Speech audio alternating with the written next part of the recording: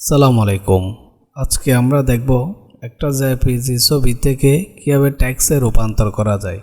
আমরা জানি কোনো একটা জেপিজি ছবি থেকে টেক্সটে নিতে গেলে আমাদের সেটা টাইপ করতে হয়, কিন্তু আমরা টাইপ না করে কিভাবে টেক্সটে রূপান্তর করতে পারি।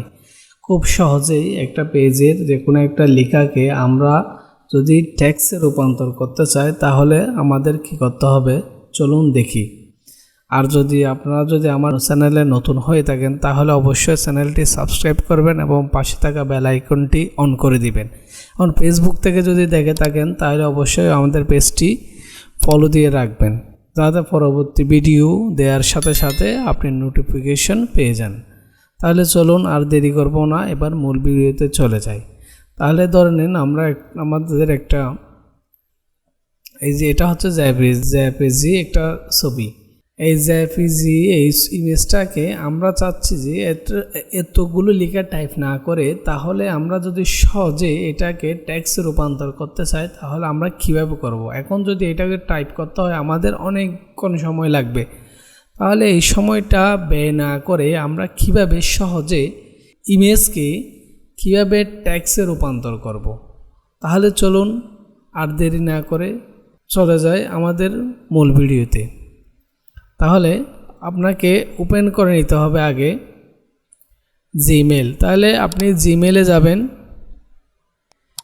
জিমেলে গিয়ে এখান থেকে আপনাকে যেতে হবে ড্রাইভে।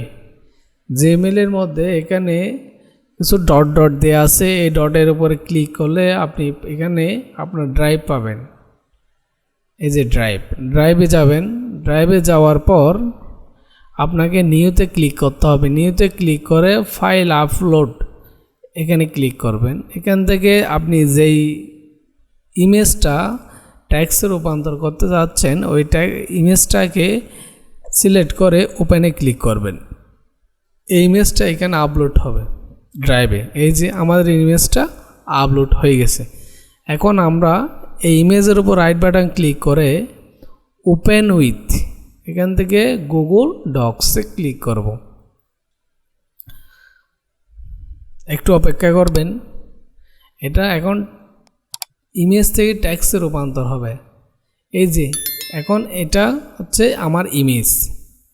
এখন এই যে নিচে দেখেন এর পরবর্তী পেজের মধ্যে এই লেখাগুলো সেম লেখাগুলো আমার টেক্সটে রূপান্তর হয়ে গেছে। এই যে দেখেন এই যে হয়ে গেছে, এটা হচ্ছে আমার ইমেজ আর এগুলো হচ্ছে টেক্সট।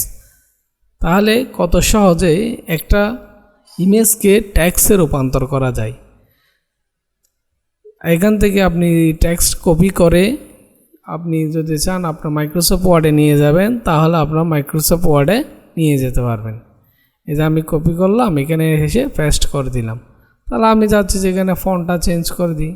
তাহলে আমি ভিডিও যদি ভালো লাগে অবশ্যই পাশে থাকা সাবস্ক্রাইব বাটনে ক্লিক করে সাবস্ক্রাইব করে দিবেন।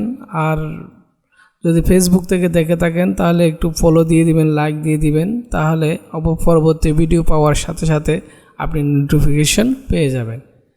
তাহলে ভালো থাকবেন, ইনশাআল্লাহ দেখা হবে পরবর্তী ভিডিওতে। আসসালামু আলাইকুম।